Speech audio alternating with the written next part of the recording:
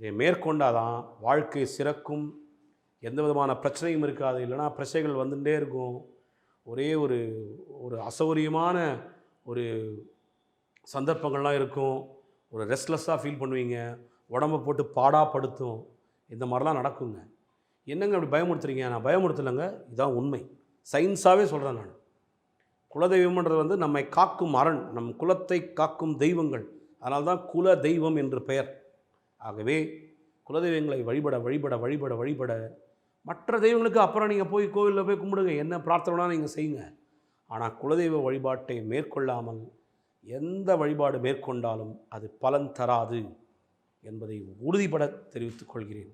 இந்த குலதெய்வ வழிபாடு வந்து நாம் பண்ண தான் நம்மளுடைய தலைமுறையினர், அடுத்த தலைமுறையினர், அதாவது நம்மளுடைய மகன், மகள், நம்மளுடைய பேரன், பேத்திகள் எல்லோருக்கும் அது ஒரு பாலம். அது நீங்கள் இப்பொழுதே அவர்களுக்கு அதை ஊட்டி தர வேண்டியது. வாரா, நாளைக்கு எனக்கு நான் என் காலத்துக்கு அப்புறம் நீ வந்து இந்த கோயிலில் வந்து வழிபடணும், வருஷத்துக்கு ஒரு அந்த அந்த ஒரு பழக்கத்தை ஏன் வருஷத்துக்கு ஒரு தடவை நீங்கள் போங்கன்னு சொல்கிறேன்னா, இப்போ குழந்தைகள் இருக்கும்போது அவங்களுக்கு அந்த ரெகுலாரிட்டி அவங்களுக்கு வந்துடும்.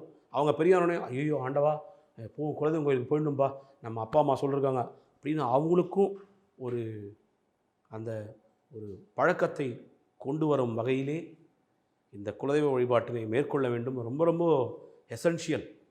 நான் சொன்ன மாதிரி எங்கே வேணா இருக்கலாம் தமிழகத்தில் குலதெய்வம்.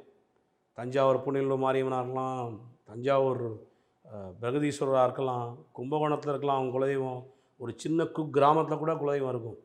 உங்களுடைய முன்னோர்கள், உங்களுடைய தாத்தாக்கு தாத்தா முப்பாட்டனார்கள் வழிபட்ட குலதெய்வத்தை நாம் முறையாக அந்த வாழையடி வாழைன்னு சொல்லுவாங்க தெரியுமா, அந்த வாழையடி வாழையாக நாம் குலதெய்வத்தையும் வழிபட வழிபட வழிபட நமக்கு அற்புதமான நற்பலன்கள் என்றுமே நமக்கு கிடைக்கும் என்பதை உறுதியாய் நாம் நம்ப வேண்டும். ஏனென்றால் குலதெய்வத்துக்கு அப்படி ஒரு மகத்துவமான சக்திங்க.